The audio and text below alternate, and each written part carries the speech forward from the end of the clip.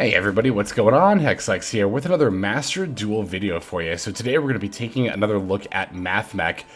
This time we're going to be taking a look at a slightly different list, very slightly different. There's actually only one card difference here that some of you might have already been able to spot. I actually ended up taking out my third Imperm for a third Effect Veiler, a fairly minor update, but one I wanted to make nonetheless.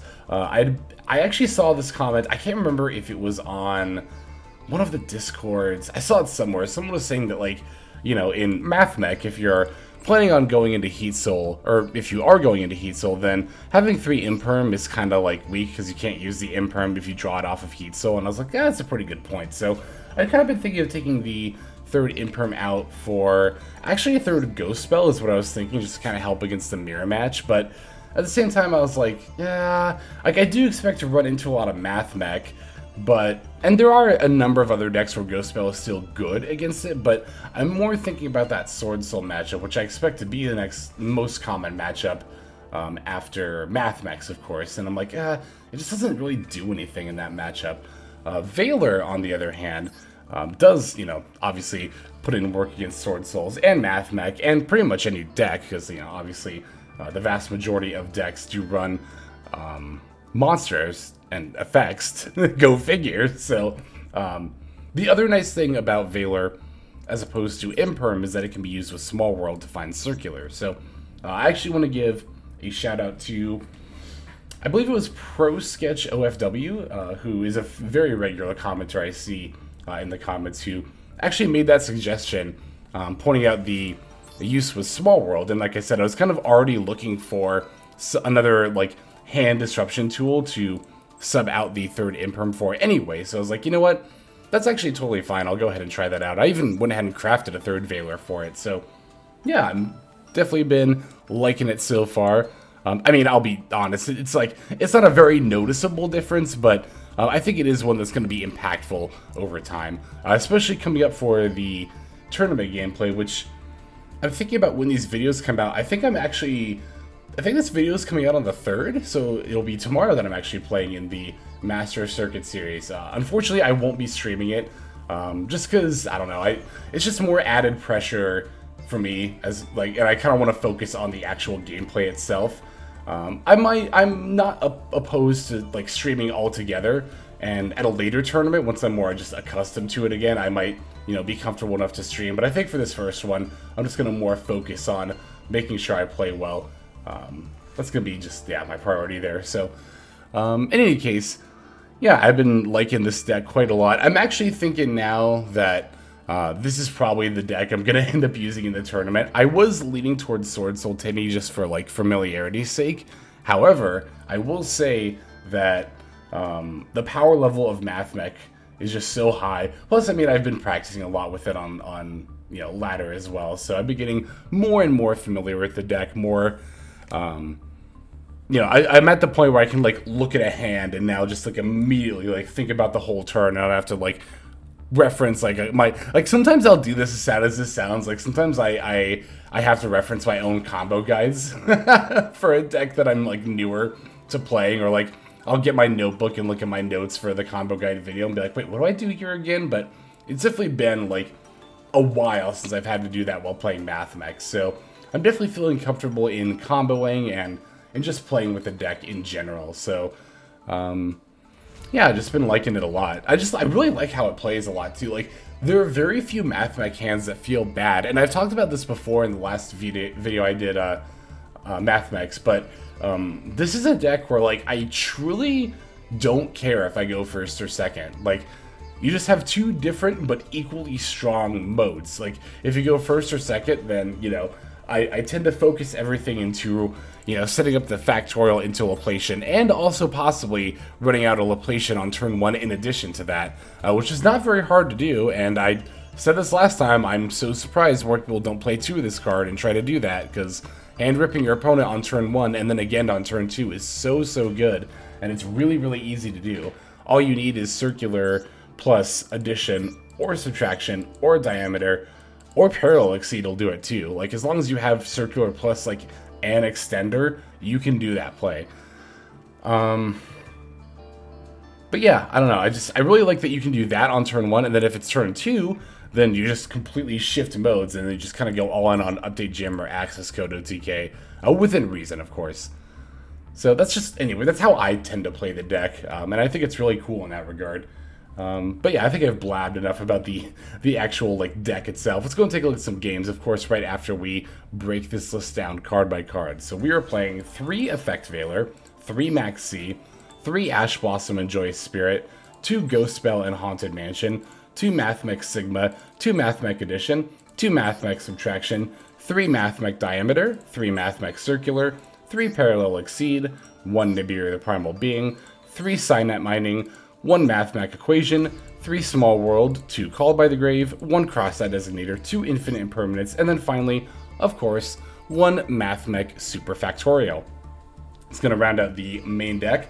Extra deck is 2 Primathmech Laplacian, 2 Primathmech Alembertain, 1 Link Disciple, 1 Link Devotee, 1 Linguriboh, 1 Cyberse Wicckid, 1 Update Jammer, 1 IP Masquerena, 1 Splash Mage, 1 Transcode Talker, 1 Decode Talker Heatsoul, 1 Apollusa the Goddess, and then finally 1 Accesscode Talker. It's going to round out the list as a whole there. Now let's take a look at some gameplay. Our first duel of the video here is going to be against Labyrinth, which I haven't played against in a minute, actually. I haven't played with it in a minute either, now that I think about it. It's definitely been quite a while, but... yeah, so looking at this opening hand here, you know, we have Sigma plus Addition. That looks kind of mediocre, but this is still definitely a full combo. And actually, if you want to see like this combo and other combos played out in a lot more like explanation and detail, feel free to check out the description linked below where you will find a link to my combo guide for Mathmech here. So anyway, we can start with an Alembertain, then go for Circular. Of course, if you don't open for Circular, your next priority should just be to try to draw it. Or search it, rather. Or draw it, I guess, too, but... as long as you have 2 level 4s, you have access to Circular. And access to Circular is definitely the main thing we're going to be looking for here. So, following the Circular play, I'm just going to go ahead and go into my Link Disciple and Devotee. I did banish my Sigma in the process, but that's okay because you might have noticed that with Circular, I actually sent a Diameter from my deck to the graveyard. So, I've got 3 Mathmechs, including Diameter, already wind up, so I don't really need that Sigma anymore.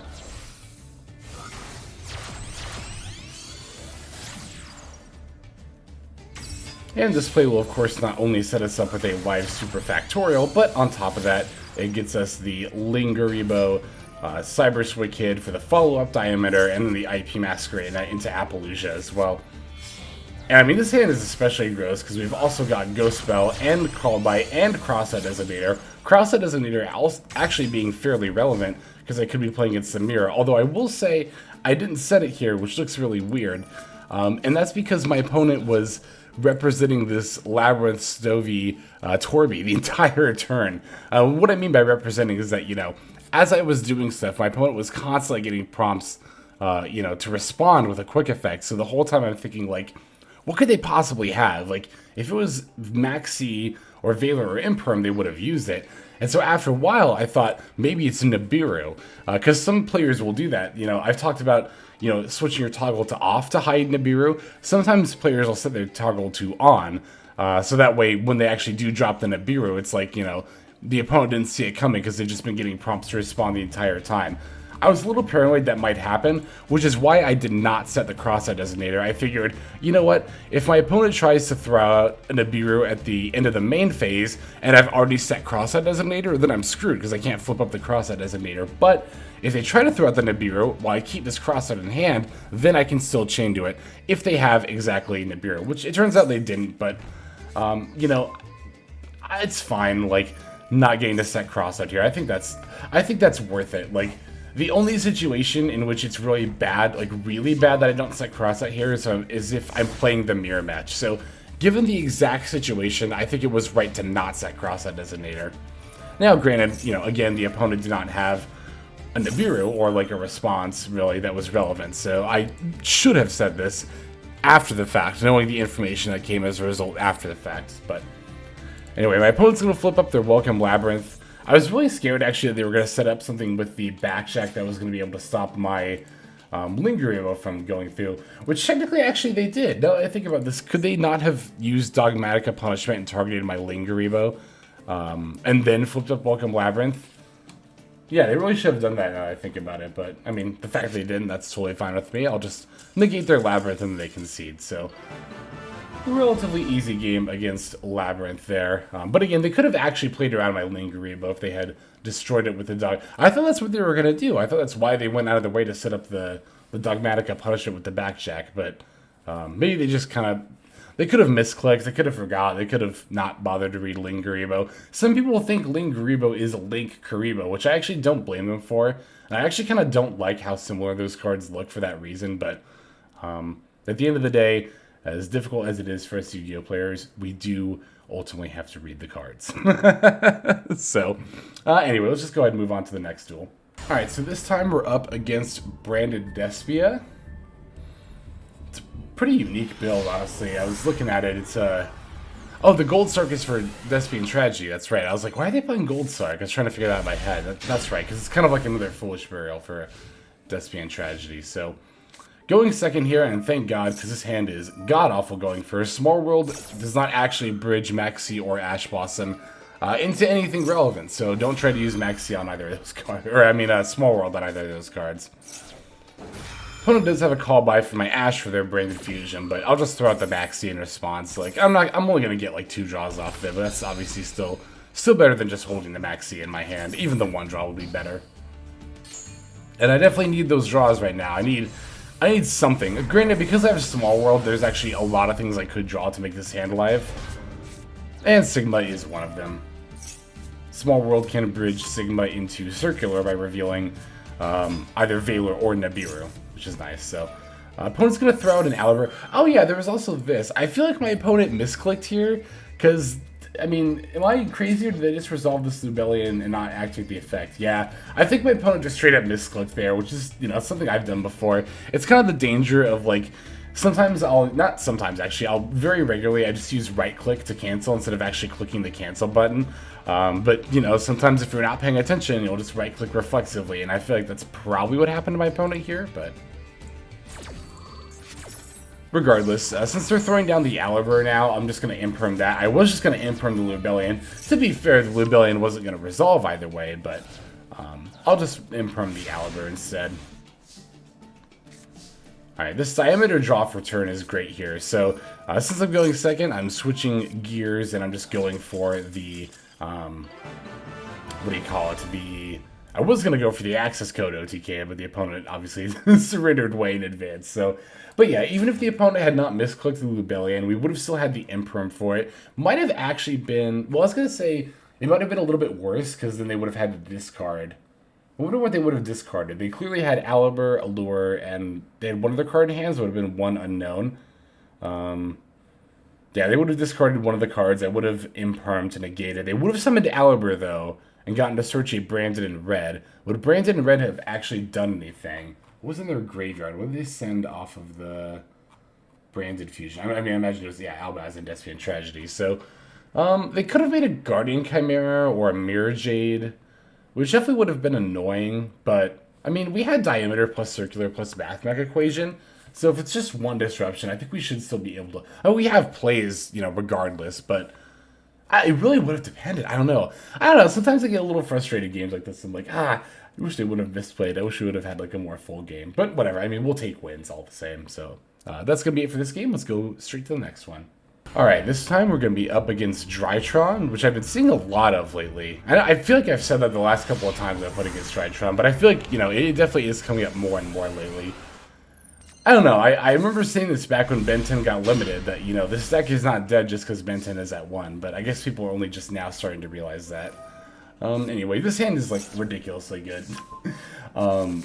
Really, opening Circular plus, like I said in the profile, any extender is ridiculously good because that's going to be a hand rip out of the opponent's hand, and that's going to be so relevant when they use the Herald of Orange Light to already take 2 cards out of their hand. When we have the call by. Now let's see, if I hadn't had the call by here, I mean, I still would have been fine. Like, let's see, Circular would have been destroyed. But I still have Diameter in hand, so I still could have summoned Diameter, brought something back, gone into Alembertain, searched Superfactorial. Actually, you know what? It would have been right to use... I think it would have been right to go into a Link monster for a special Parallel Exceed and then overlay those into Alembertain. Because then if I did it the way I described first, I don't think I would have had a way to have sent... No, Alembertain discards all the materials, so the materials would have been engraved, so never mind. At this point, I'm just like spitballing hypothetical Yu-Gi-Oh! If this negate had resolved, but it didn't, so we're good. And this game, we're going to show off the line where we go for a turn 1 Laplacian, as well as setting up a Superfactorial into a Laplacian on the opponent's turn, too. Which again, at least according to Master Duel meta in the deck breakdown section, it's something like 87% of people are only playing one Laplacian in their extra deck, and then like 67% of people are playing the Synchro, the Final Sigma. I don't think Final Sigma is bad, but I don't think it's good. I think second Laplacian is definitely better than Final Sigma. Just because, like, you already have an OTK line that's way easier to go into than Final Sigma, in my opinion. So I don't really understand why people feel they need to include, like, a second OTK line? Especially when this deck is able to play through disruptions so well, that you can very often just OTK your opponent, even if they have, like 2, sometimes even 3 disruptions, but that's just my 2 cents on the deck. Yeah, ripping that Drytron Nova here is so good. I mean, ripping a card in general in this situation is great, because again, our opponent already used 2 cards in their hand as a response, so the fact that we got to rip another, they're only going to be starting on 3 cards, and taking out Drytron Nova is like such a relevant rip here. And then yeah, we set up the Apollusa. To be fair, I could have dropped Parallel Exceed at a lot of points during that turn, and then I could have ended on like Linguriboh and like maybe something else here too. But I wanted to save it. I do this a lot actually. If I have extra extenders, I tend to, with this deck in particular, I tend to like to save my extra extenders and still just do like, not necessarily the bare minimum, but like do less on turn 1 and save the extenders for turn 2. That way I can more easily OTK my opponent on the follow-up play. Yeah, another thing I've noticed too when I've been playing against other people using Mathmech, when I've been playing against Mathmech, I'll see people going second and then still, like, rather than going for an OTK, they'll just still, like, do the Superfactorial setup and then pass, and I'm like, wait, what are you doing? No, you're supposed to beat me. Like, I have that moment of, like, no, you were supposed to OTK. Like, I don't know.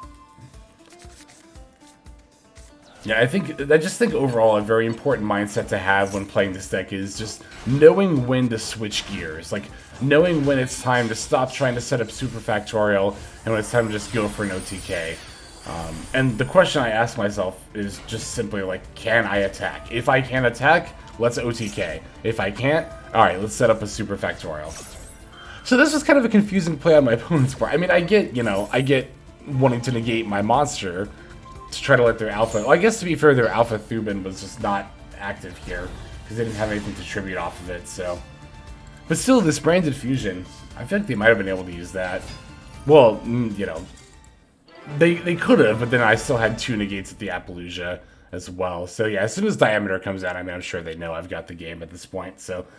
That's going to be that game against Drytron there. We've got one more duel to take a look at. Let's jump straight into it. And this one here, we're going to be playing against Sky Strikers. And this time we are playing against a Therion variant. I know in a previous video, I thought I mixed up games, basically. So, yeah, opponent's going to go first. So, like I mentioned in the last video, if my opponent goes first, and then they show me Sky Striker cards, like my opponent's doing here, then, you know, I'm pretty much going to assume that they're playing the Therion package. I was a little confused when my opponent made Hayate here. I thought that maybe they were just on autopilot, because I've done this before, where, like, I'm on autopilot, you know, kind of like, I'm playing a Sky Striker, I see the coin flip, even though I intend to go second, my autopilot kicks in and I go first, and then I summon Ray, my autopilot kicks in, I summon Hayate, and then I'm like, wait, I can't attack. I've definitely done that, so I thought that's what my opponent was doing too, but... no, they actually made the Hayate to bring it back with Regulus and then still have the Ray set up in their graveyard, which is definitely a good play on their part. So now they have their Omni Negate, and they also have their Search for the Engage as well. However, I have the Call by the Grave, and Regulus does require you to Oh, I guess it doesn't really require you to sack... No, it does require you to sack itself, okay. It's equip a machine monster, but sack a Therion monster card, right. So even though it is an Omni-Negate, Therion is unfortunately susceptible to being Call Bind, which is actually one of the reasons why I'm not a huge fan of it in Sky Strikers. For Sky Strikers, I personally just prefer the pure, quote-unquote pure, Link and JoTK build. The one where you go second, just try to win and or control. Like, even if you don't OTK, going second with that build is still ideal because of, what is it? The ability to use Hayate to attack with it, and then set up your graveyard. And even if you don't get the OTK, you can usually slow roll a 2-turn kill in that situation anyway, so... Yeah, the opponent's got a bunch of responses, like they had the Veiler, they had the Ash, it's to be expected. They're playing Sky Striker and they didn't throw out too many cards on turn 1, so I figured they're probably going to have a lot of responses, but... you know, lest we forget, this deck is ridiculous and can play through a ridiculous number of disruptions, so... despite getting Veilered and Ashed, I'm still going to be able to set up Splash Jammer plus Splash Jammer. I mean, that's pretty much it. Splash Mage plus Update Jammer into Accesscode. And I'm going to pop my opponent's Shizuku with the Accesscode. And normally my opponent would be able to get back Gray and then make Kaina and keep my Accesscode from attacking. So normally I actually wouldn't have done this line in this situation, save for the fact that I am holding a Ghost Spell, so that's going to stop the Ray from being able to come back and go into the Kaina there. I'm sure my opponent's thinking like, oh, they're playing right into my Kaina. Like they actually probably have Mathmech players do this all the time. I mean, this has happened to me before, where I've played into this. Playing Mathmech recently, I play into the Kaina and then I'm like, ah, shit. But, nah. Here we've got the Ghost Spell, so we don't have to worry about it. It's just another easy OTK with Mathmech. What else is new, right? But yeah, that's going to go ahead and do it for these duels. Thank you all for watching the games here. Let's go ahead and move now to the outro. Alright everybody, thank you so much for watching all the way to the very end of the video like this. That means a whole lot to me. Not just personally, but it's also a great way of supporting the channel as well. If you're interested in supporting the channel in other means, you can of course feel free to comment and or subscribe right here on YouTube. I'm always looking to the comments section. You guys leave some pretty awesome feedback as far as like constructive criticism goes when it comes to deck building, gameplay, channel content, all that stuff. So feel free to leave your opinion down there. I will be sure to take a look at that there. And then subscribing is going to be the best way to get notifications of when these videos drop. That does happen every day, by the way, so if you're looking for daily Master Duel content, you've come to the right place. And there are more places where you can get some daily Master Duel content. If you check out the description below, follow the top link over to my Patreon page. There, for just $5 a month, which is as much as you pay for a booster pack, you'll find a lot more value than a pack full of filler over there. We've got some previews for content upcoming here on the channel. We've got some exclusive games that are only posted over on Patreon over there.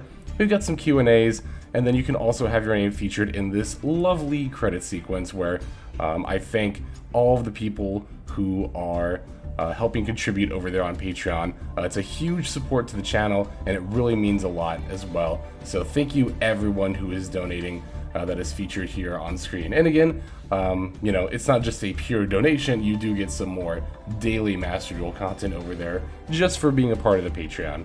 But I think that's about all the time that I have for today's video. Once again, I just want to thank you so very much for sticking all the way to the end of the video. Again, it just means a lot as I do put a decent amount of work into getting these videos out every single day. But that's about all the time that I've got for now. So without further ado, this is XLex. I'm signing out, and I hope you have a fantastic day.